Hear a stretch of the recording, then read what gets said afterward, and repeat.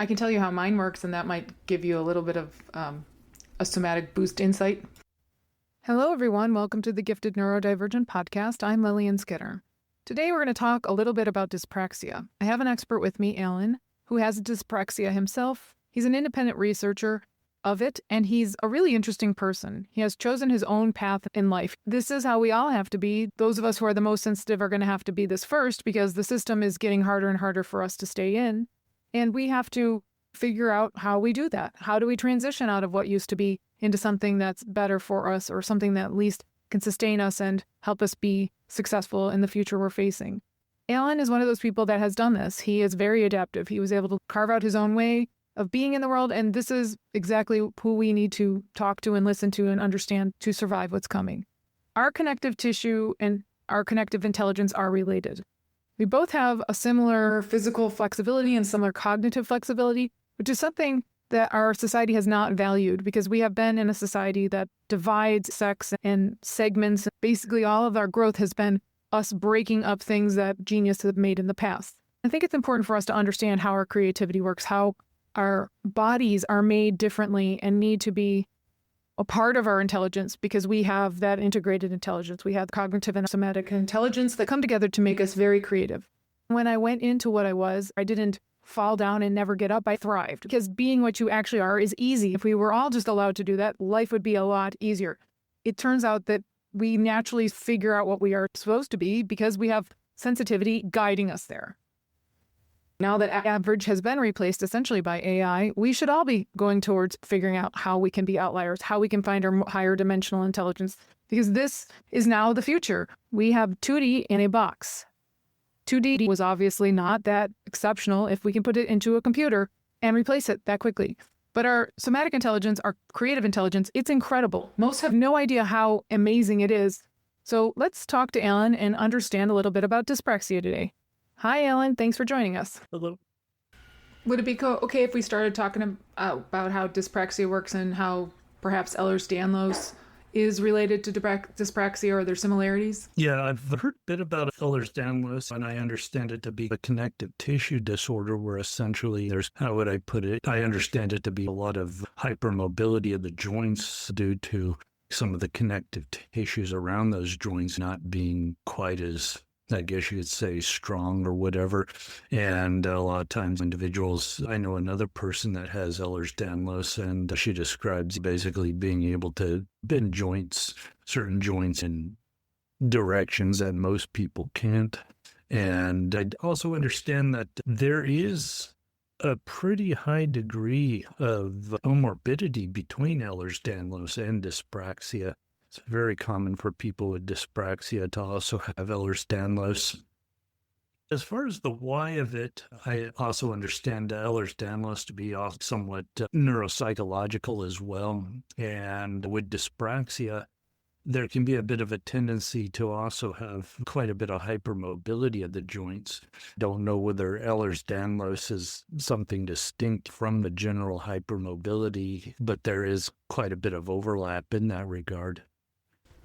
Yes, it seems like they do have a lot of commonalities. I know for me, I didn't know as a kid I had Ehlers-Danlos. We have to stay on top of our flexibility and strength balance. When I was a kid, my hips were so seized up from being forced to sit still in school that I didn't think I was flexible. But when I got to college, I was running into so much pain that I had to start stretching, and I found out I was extraordinarily flexible, that I just had been pretty much in a lock up until that point. Yep. Unfortunately, it wasn't until I was an adult that I even learned how far away from average I was and how far away from healthy I was. I had to live in my healthy space or I am falling apart. But when I'm in my healthy space, I am doing excellent.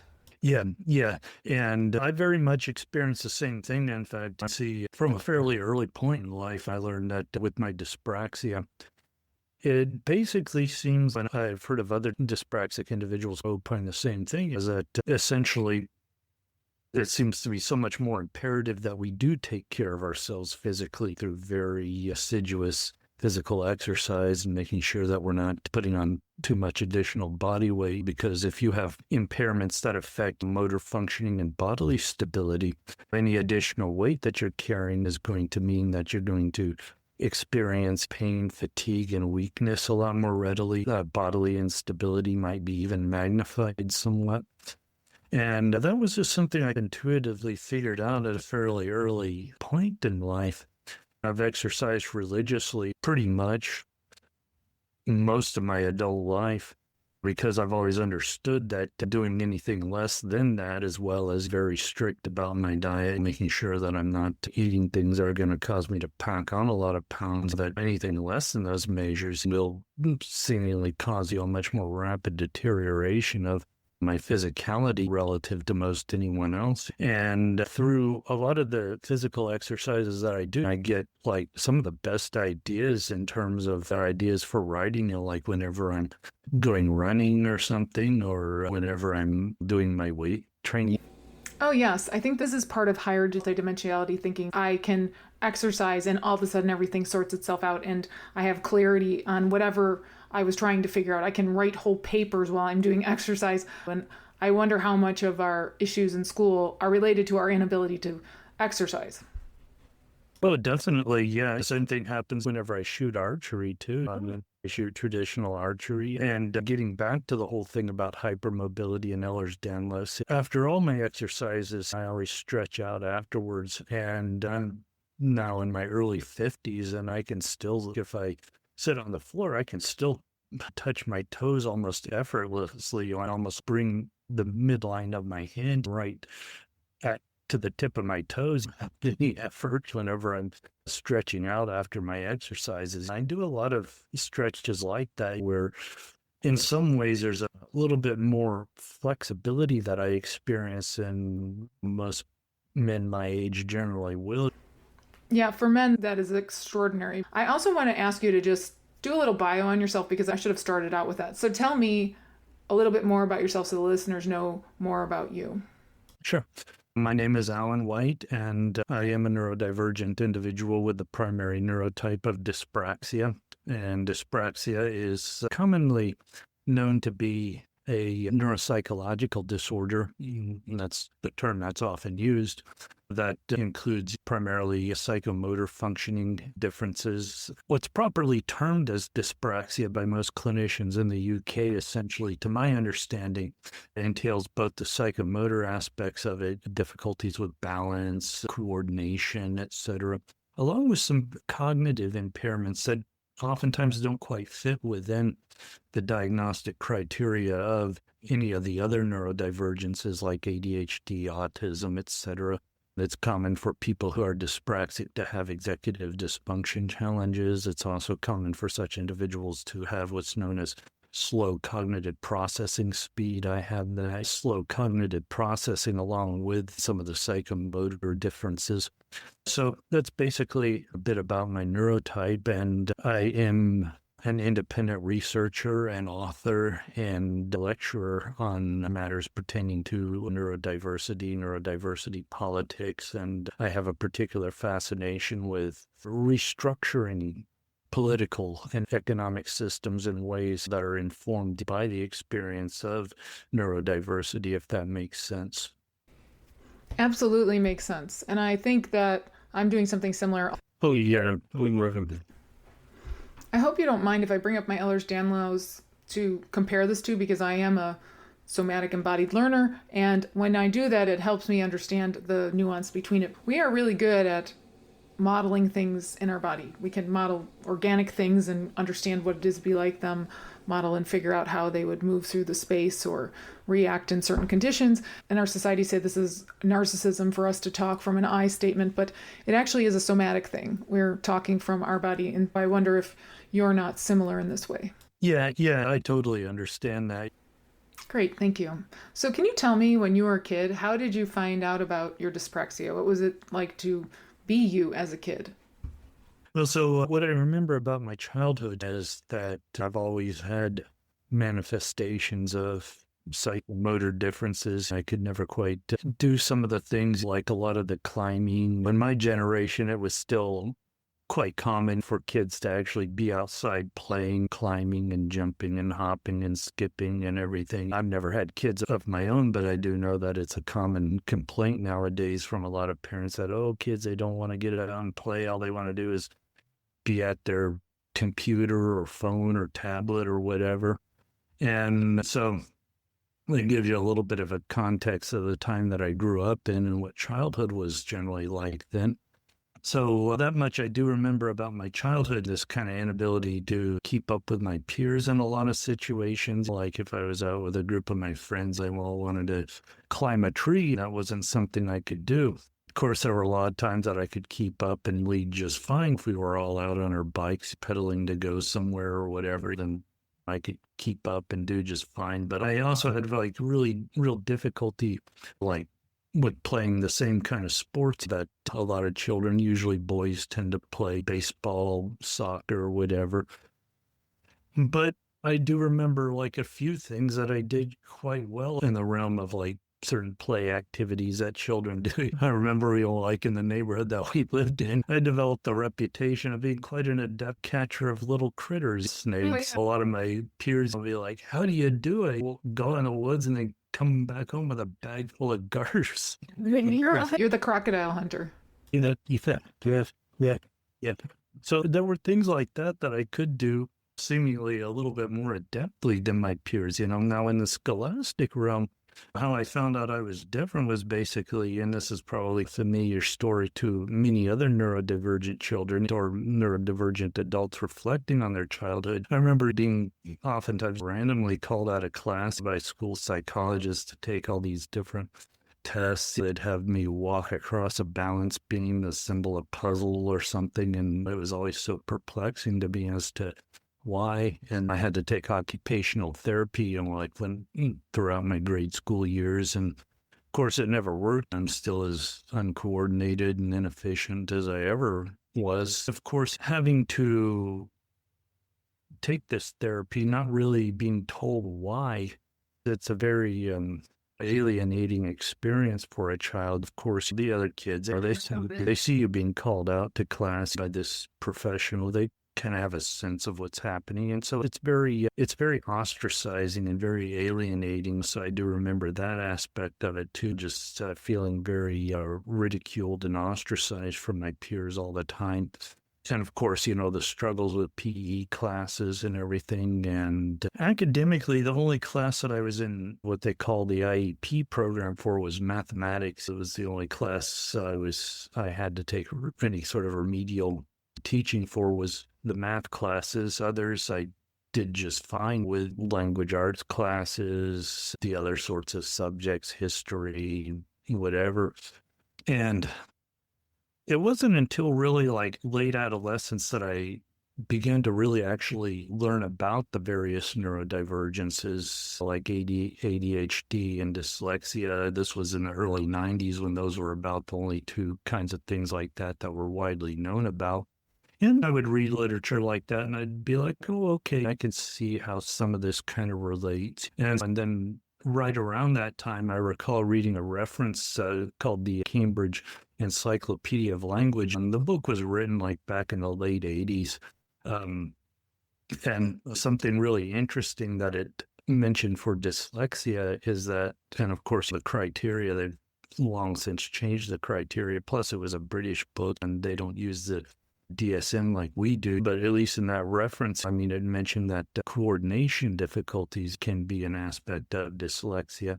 And so I'd read things like that. And again, like I said, I know that the criteria is different now, but I'd read things like that and I was like, okay, that fits. And so for a while, I thought at that point in late adolescence, when I started to learn about these different neurodivergences, I thought either dyslexia or ADD or some combination thereof had to be the case for me. So basically, in terms of my childhood, adolescence, and whatnot, I didn't really find out about any specific possible causes until I was like in late adolescence. I grew up always knowing that I was very different, but never understanding why. Oh, that's really interesting because we had a similar thing in our family, but my father got in front of it because it was a family thing. The ropes they used to have in the gym, I think they got rid of them maybe in the 90s, but it was like 2 stories high, and they would put the little thin mat underneath it, and if a kid actually fell, they broke their arm or something. My siblings and I could all climb that rope because my dad would make us climb a rope that was even taller in our backyard at least twice a week. It didn't matter if it was snowing or whatever, we had to go out there and climb this rope. And I realized what he was doing now, which I thought was kind of neurotic at the time, he was trying to keep our strength and our flexibility equal. I don't know that my kids could do that. They're not outside climbing a rope like I was. Yep, exactly. With the mathematics related subjects, the interesting thing that I found whenever I was in college is that I had to start out my first year of college taking grade school level math to kind of get caught up. So I advanced from that to algebra and whatnot. But then once I got past algebra, taking college level math classes, and once I got past the algebra, I started to take statistics. I struggled a lot less with statistics than I did the algebra. That makes so much sense because algebra is visual. We can see it in real life. And I think Temple Grandin talked about that. Even the math savants in my family struggle with algebra. It's probably because we need it to be embodied. I remember thinking I really wanted it to be applicable to life. And we just have math somatically intelligent. That's why we need it to be embodied. But they won't do that in the school system. They make it linear. And it's really especially hard because they do that. I really think all of dyscalculia and dyslexia is probably just somatic intelligence. And since it's oppressed, you're not learning it that way. The creatives have to learn it top and bottom. So they have to learn it from the body and the mind. Exactly. Yeah. As far as like quantitative and math related classes, I think that in general, with basically like the intellectual curiosities and whatnot that I have, one key moment in my life that I think triggered it all was, again, this happened when I was like late adolescent, 17, 18 years old, right around the same time that I started finding out about all these different neurodivergences, is that I developed an interest in what are known as primitive technologies. I write about it from time to time on my Substack. Basically, by primitive technologies, what I'm referring to there are things like the manufacture of stone tools, basically knapping arrowheads out of flint and obsidian, making nafted ground stone axe heads out of things like basalt or jade or whatever, as well as other skills like making cordage out of natural fibers like, say, steaming nettle fiber or animal sinews and gut, making fire by friction, things like that. And I think that there's always been this sort of wide-ranging curiosity I've had about a lot of things, this sort of a very divergent kind of orientation to the world around me. I've always had this tendency to, get like a question or thought that pops up in my mind, and then I've got to go to the library or something to try to find something about it.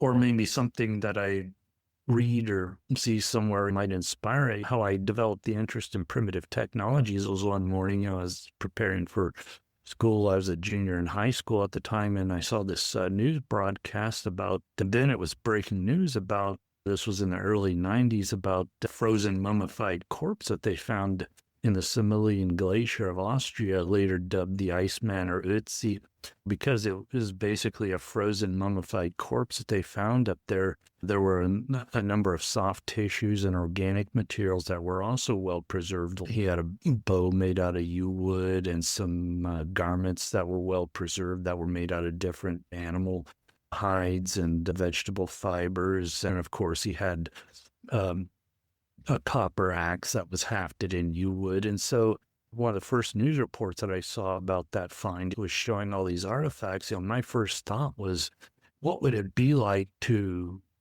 live in a culture where that was what the technology was like?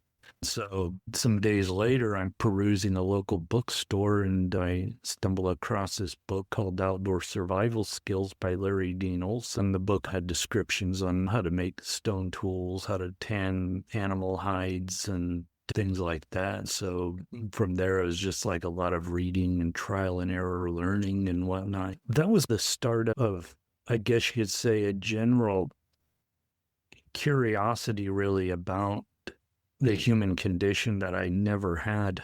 The interesting thing is that it was an interest that developed kind of organically in my own time and space outside the formal scholastic system, because functioning within that system, it was so marginalizing for me as a neurodivergent pupil. I mean, that it just could not spark that same sort of creativity and sense of wonderment, that just is sort of like a free form wondering and questioning could. It felt super focused and special interest, and it's literally the apex of genius learning. Yeah. It's so awesome. So can I ask you, how did your parents handle that? Well, basically the same way. Whenever I would try to tell them what I was finding out about the different neurodivergences and how I could identify so much of it within myself, they basically reacted the same way they did whenever the school system tried to convey to them that there was something about me that needed to be investigated. That is, they just tried to blow it off, dismiss it, because they never wanted to be bothered by it. That sounds like kind of a harsh and judgmental pronouncement on my part, but that was just how I'd always felt. I understand that. My dad's family was very much about us being average. We could never fall out of average. They didn't want us to be exceptional. They didn't want us to be below it. We had to pretend to be average, and it was about us basically disappearing. And it cost us dearly to be average. I would be in the hospital with chronic infections because I was trying so hard to pretend to be average, and the cost for me cognitively, the cognitive load was so high because I needed more. And so I was taking on all this translation load, and I think that happens to a lot of us. We don't understand how pretending is not just something that doesn't cultivate us, but it actually can kill us. Exactly. Yeah, totally. That was very much my experience growing up too. So my parents couldn't really handle the idea of having a child who was different in any way. It's almost why we probably went into this and trying to understand it, because it was illogical the way our parents were acting. There was almost an indifference to the struggles we were having, because the 50s were probably so cruel. I think my father, something broke in him, and he'll never admit his struggle or his pain, and because he won't admit it, he won't heal. There was legitimacy there. His family was forcibly lobotomized and institutionalized for schizophrenia they didn't have, because we couldn't break our intelligence and we couldn't externalize it in the way they insisted. So we were never seen as intelligent despite having incredible intelligence. And it makes perfect sense too that we don't understand how creatives learn. It has been erased how we learn through our head and our body, and it has to come together and see the whole. That's what we're made to do. We're made to see the whole for the whole group. But it also makes perfect sense why you had such super focus and special interest on things, and you were investigating them, because you're embodying that natural style of learning that we're all born with, the natural style that's been around for 300,000 years. And only in the last 12,000 of civilizations has it changed, and it's become more and more narrow until we're probably at the apex of its narrowness, and that's why we're collapsing again. Mm-hmm. Oh, definitely. That's exactly what it is, too. It's a narrowing. Speaking about the narrowing of the focus in education and everything, and really like the narrowing of its entire, basically, scope and whatnot. I've recently self-published a book, which is basically a memoir about my experiences growing up with late diagnosed dyspraxia. And when I was in the process of having that book beta read and edited, there were some of the beta readers. I intentionally wrote the book in some way to shed some light on, how broader societal factors affect different neurodivergent people. Like, for example, I would write about basically not just my experience as somebody who could never learn how to drive a car to dyspraxia, but what's that living in the context of most of North American society, where roadway infrastructures are basically built to privilege privately owned motor vehicles.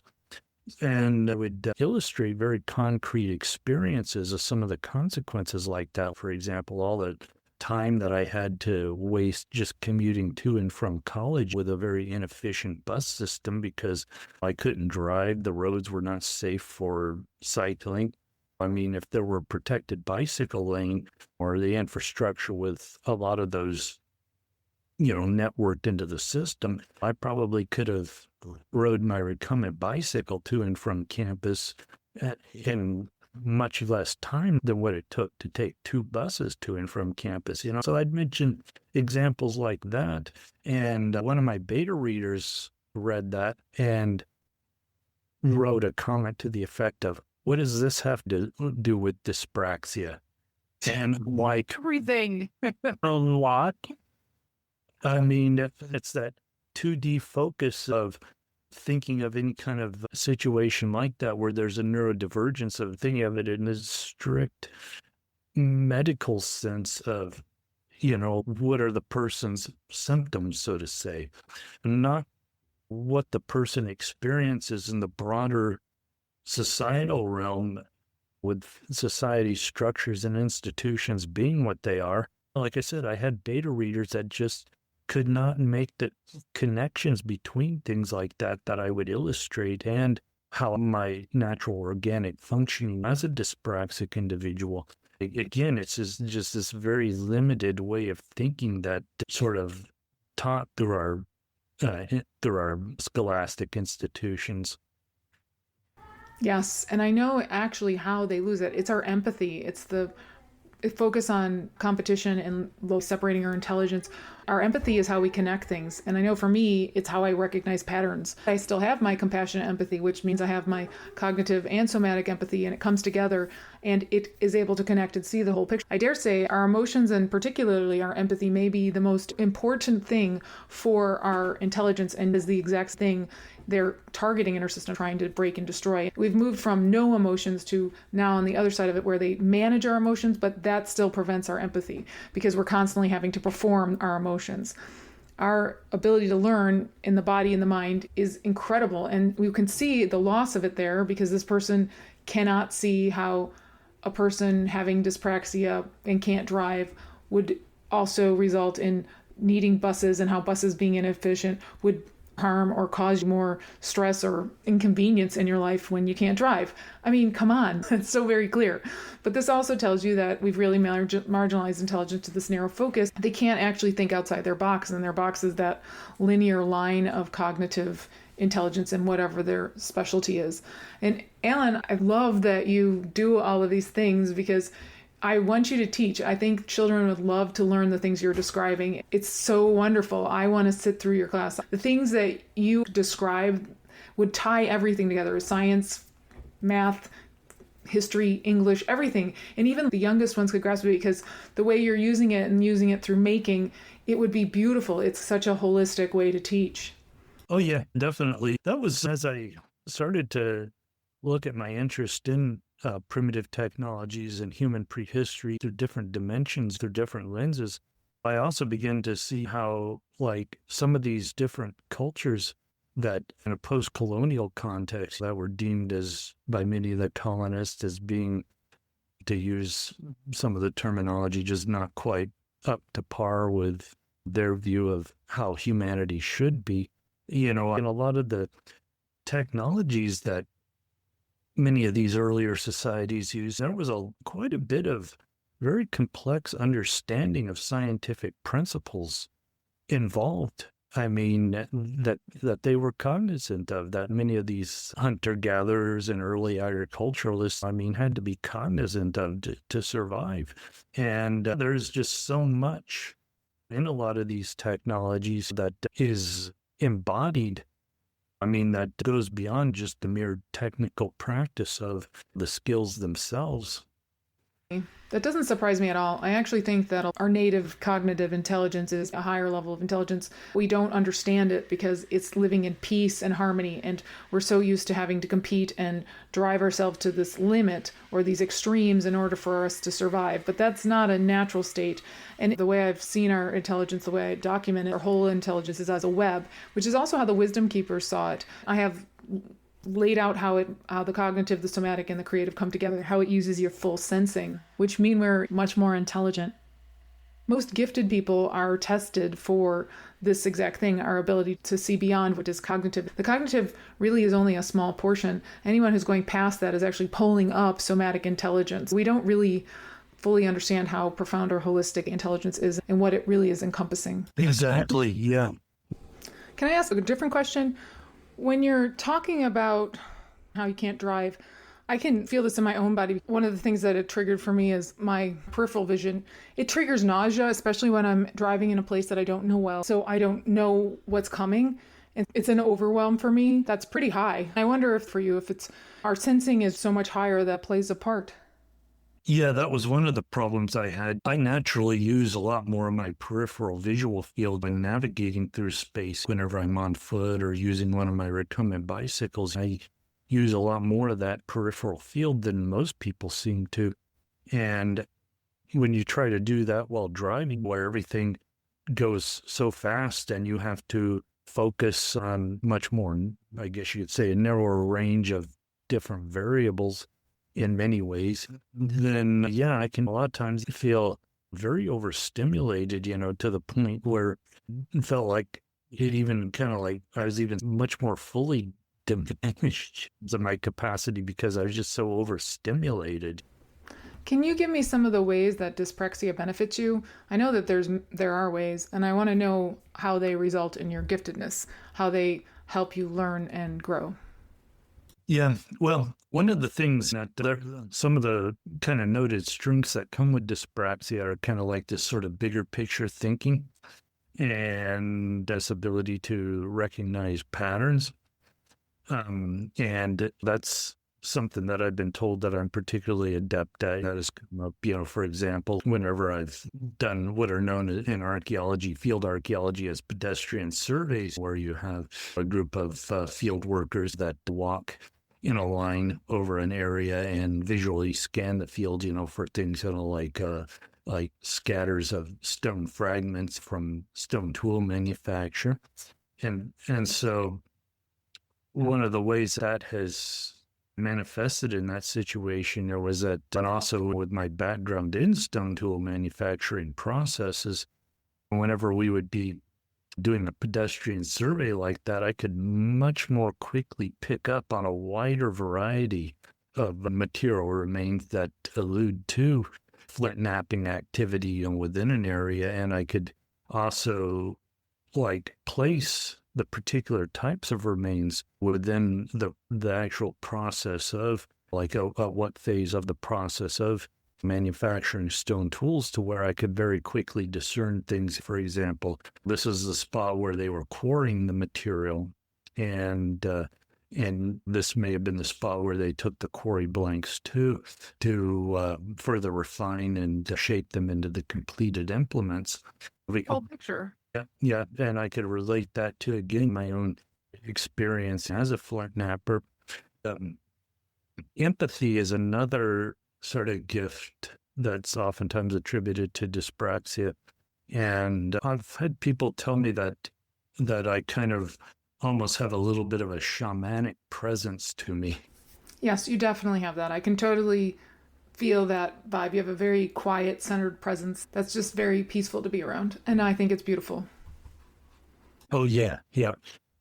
The thing that I think is most gifted about you that dyspraxia is probably contributing to is that you are interested in something and you go into it, that you build your own intelligence in a way that nobody's ever taught you to or told you to, and you know how it ties together and you're just naturally following it. And it's so rare to find that.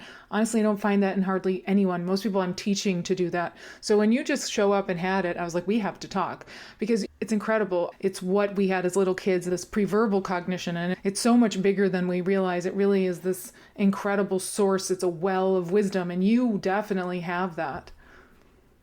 Yeah, I think so too. I think getting back to that could be really a very critical part of, if there's any chance of saving humanity after very likely almost apocalyptic event that I can pretty much foresee coming. I think that getting back to that more holistic intelligence is absolutely imperative to not only saving humanity post catastrophe, but also rebuilding human culture, if you will. So I am a creative intelligence researcher, and I want to know, how does this impact your intelligence? How does it contribute to your sense of knowing? How does it work for you?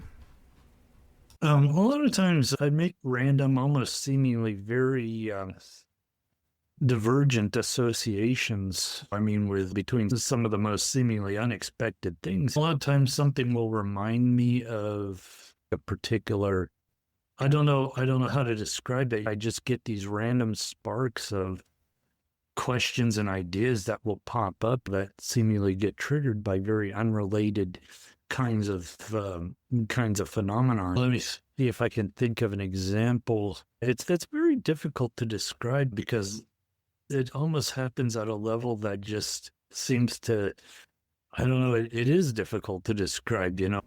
I can tell you how mine works. That might give you a little bit of insight. Yeah.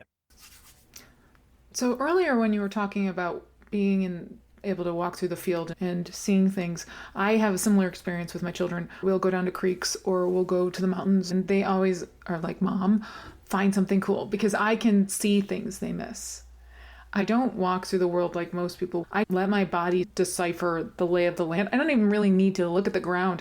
My peripheral vision probably is doing most of this work, and it will just spot something that's different from the normal rocks. So I find arrowheads that way. I find fossils that way, where something's a little different. Our sorting and our ability to pattern recognizes from everything's being the same. I just get a little blip. It comes up from my body, and it's like in a comic strip, how those little bubbles appear where it's thinking, it says something's different. So then I turn and I let my body lead me to where to zero in on it, and then it'll pull it up. And it's not always 100%. It's not gold or whatever, but it usually is something that's a little bit different. So I end up bringing home some cool find every single time we go anywhere. One time we went on Shark Tooth Beach in Florida, and we had bags of shark's teeth because we were so good at it. There is definitely an insight from our somatic where those of us who are connected, we can use our body sensing, do a lot of the work. Oh, definitely. Yeah. I would say that, yeah, that's very, very much, how my process manifests too. It's like a comic strip in my head. And it's almost like there's this sort of chain of associations. For example, I'll write an article on Substack, and then some moments later I'll be reflecting on it and I'll be like, oh, darn, I should have included this. That can be the subject of another article. I can build on that, make that into another article. Maybe I could even build on it further and write a book on it. I understand that. I do the same thing for my podcast. I write them and I'll just vomit everything out, and then I have to go back and subtract because I can literally talk for an hour straight. When I do that, I have all these other podcasts available to me. I do think that we have so many ways to understand the world around us, and there's just no vocabulary for it because we've chosen to only focus on the visual and the cognitive. I've already started building vocabulary around it, but I would like to get everybody holistic on board with this because I think it's needed for the next generation. I think it's needed for people to navigate the change coming. I think it's needed for transitioning to a different way of living. Yeah, see, and I was just having difficulty describing what my process of getting making these kind of creative associations and connections. Yeah, that's a perfect example of how there isn't the vocabulary for it. And I mean, that's something that definitely needs to be developed. Is there anything else you want to tell us about? Anything else you want to add? Yeah. Well, as far as communication style, yeah, that's something that's a bit different for me as well. And I'm a holistic thinker. I'm also a holistic communicator as well. I've never been diagnosed as being on the autistic spectrum, but I know that recently there's been a lot written about what they call Gestalt language processing associated with autism, and everything I read about that, the Gestalt language processing, I feel like I very much relate to, because whenever I'm explaining something, a lot of people get very impatient because can get a little bit more verbose than they would generally tend to expect for the type of answer they're looking for. And it's just because of the way that my mind naturally processes and categorizes information much more holistically. I don't see things in the neat, compartmentalized, fragmented ways that we're all taught to think. So for me, there's a lot more variables that are more interconnected and equally important and to whatever it is that I'm trying to explain. And that's another thing with me too, is that this whole idea of hierarchically categorizing what's most important and what's completely irrelevant. To me, I don't quite do that as readily as not holistic at all. No. You and me both. I don't actually think of myself as a Gestalt thinker, but I probably am one to other people. From my perspective, it's them being fragmented and me being whole, or them being cognitive and me being holistic. But you're not allowed to say that. I can't say I think you're under communicating, but they are very comfortable saying you're over communicating. My need for precision and specificity is so much higher because our depth is higher. That's part of the sensitivity. We need more because our data is higher and our nuance is higher. But we're told we have communication issues because the system's settled on 2D, and if we can't break down to 2D, then it's made to be our issue. But I think what we just simply need is more, and I think we need to go around and let other people know that AI is going to be a really nice intermediary for those of us who are multidimensional thinkers to communicate with people with 2D thinking, but it's really going to be to our benefit. It's not going to be to theirs. We need to we have to stop saying, especially for children, that they are behind or that they are less than, when actually what we're talking about is they take in more data, they know more. It's about being more, not less. Agree. Thank you, Allan. Thank you so much for sharing all this with us. And I want to say how lovely it was to talk with you. Can you tell us about your books? Because I want people to understand what you've written and seek it out. Oh, sure, yeah. The book is called Disrupted Pathways, A Dyspraxic Odyssey. And again, I mean, it's written about, it primarily focuses on my earlier adult years trying to make my way in the world as a late diagnosed dyspraxic individual. And again, I emphasize like a lot of the structural and societal barriers that neurodivergent people encounter. And it's available on Amazon. The physical copies are available on Amazon as well as drafted digital direct. And it's also available on pretty much any major ebook retailer. And I met you on Substack. So can you tell us your Substack name again so other people can find you there? It's Dyspraxic Lens. Allan's a really interesting fellow, and he's somebody that we all need to invest in and follow, because he is offering us a different way of seeing the world that is the way of the future. We live in a society that has been disconnecting us from ourselves and disconnecting us from each other, and now we need to reconnect with ourselves and each other. Allan embodies that already, and I'm looking for other people who are like Allan, who charted their own path. I want them to have a platform. I want to connect them because this is how we're going to survive. This is how we transition into the next phase of way of being. I hope that you'll take into consideration and look at those around you that you may have not seen as valuable in the past, because many of these people are the most valuable people. Real intelligence was reversed. We have been disabling and pathologizing those who keep genius. That is how they keep everybody down, how they keep people in a system that doesn't really serve them.